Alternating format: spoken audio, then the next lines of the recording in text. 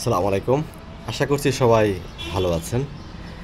একটি প্রশ্ন অনেকের মনে অনেকদিন যাবত রয়েছে। সেই প্রশ্নটা আমার মনেও ছিল, আছে, এখনও আছে। সেই প্রশ্নের জট হয়তো খুলতে যাচ্ছে। আপনার থাম্বনেইল এবং টাইটেল দেখেই বুঝতে যাচ্ছেন সেই প্রশ্নটা কী। ভারতের ভিসা চালু হচ্ছে। এটা একটা সুসংবাদ বলা যায় বাংলাদেশিদের জন্য, যারা ব্যবসা বাণিজ্য করেন কিংবা বিশেষ করে টুরিস্ট যারা আছেন তারা একটু কম খরচে যারা একটি দেশে বেড়াতে যান বা একটি দেশের বিভিন্ন একটু ফ্লেভার চেঞ্জ করতে চান। সোজা কথা, বাংলাদেশে থাকতে থাকতে অনেক সময় অনেক বোরিং লাগে যে একটা দেশে আছি, একটু চেঞ্জ করে আসি, নানা রকম বিষয় আছে, একটু বন্ধুবান্ধব নিয়ে আড্ডা মেরে আসি, ঘুরে আসি। ভারতে বিশেষ করে আমরা কম খরচে ঘুরে আসার জন্য ভারতকেই পছন্দ করি। স্থলপথে যদি নেপালে যাওয়া যেত তাহলে সেখানে আমরা যেতাম অনেকেই। সেটা অনেক কম খরচ পড়তো, নেপাল, ভুটান। সেই সুযোগ নেই বাংলাদেশিদের।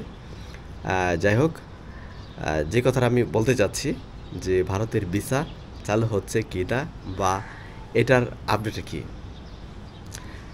বাংলাদেশের প্রধান উপদেষ্টা ডক্টর মোহাম্মদ ইউনূসের সাথে ভারতের প্রধানমন্ত্রী নরেন্দ্র মোদীর একটা বৈঠক হয়েছে, বিমস্টেক বৈঠক। সেই বৈঠকে আমরা দেখেছি দুজন একসাথে বসে ডিনার করেছেন, খেয়েছেন, তারপর যৌথ মিটিং করেছেন, ব্রিফিং করেছেন। অনেক আলোচনা হয়েছে তাদের মধ্যে, দ্বিপাক্ষিক অনেক বিষয়ে আলোচনা হয়েছে। বাংলাদেশ এবং ভারতের যে সম্পর্কের টানাপোড়েন সেটা অনেকটা প্রশমিত হয়েছে বা সম্পর্কের টানাপোড়েনটা কমেছে বলে আমার মনে হচ্ছে। এবং বাংলাদেশি টুরিস্ট যারা রয়েছে তাদের একটা প্রত্যাশা ছিল ভারতের ভিসা কবে চালু হবে। এখন আমরা আশা করতেই পারি যে দুদেশের সম্পর্ক যেহেতু টানাপোড়েনটা কমেছে, দুদেশের রাষ্ট্রীয় পর্যায়ে বৈঠক হয়েছে বাংলাদেশের আন্দোলনের পর, এবং যারা আন্দোলনকারী ছিলেন তারা ভারত বিরোধী ছিলেন, এখন তাদের সাথে যেহেতু ভারতের বৈঠক হয়ে গেছে, তাহলে আমি মনে করি যে ভারতের ভিসা উন্মুক্ত হয়ে যাবে খুব শীঘ্রই।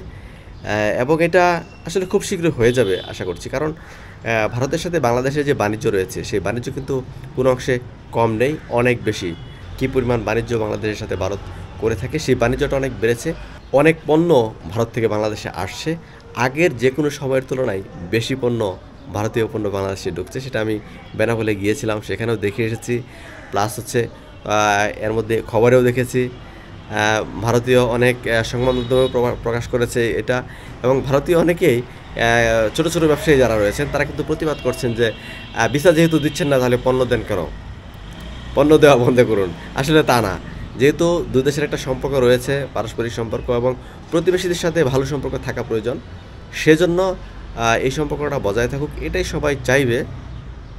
এবং দু দেশের স্বার্থ বজায় রেখে, অবশ্যই বাংলাদেশের স্বার্থ বজায় রেখেই আমাদের দেশের সাথে ভারতের সম্পর্ক এগিয়ে যাবে, সেটা অবশ্যই সবসময় প্রত্যাশা করি এবং সেটা দাবিও করি বটে। সবচেয়ে বড় কথা এখন হচ্ছে যে আমি আশা করছি এবং আপনাদেরকে একটা সুসংবাদ দিচ্ছি, সেটা হচ্ছে খুব শীঘ্রই ভারতের ভিসা চালু হয়ে যাচ্ছে, এটা নিশ্চিত থাকুন।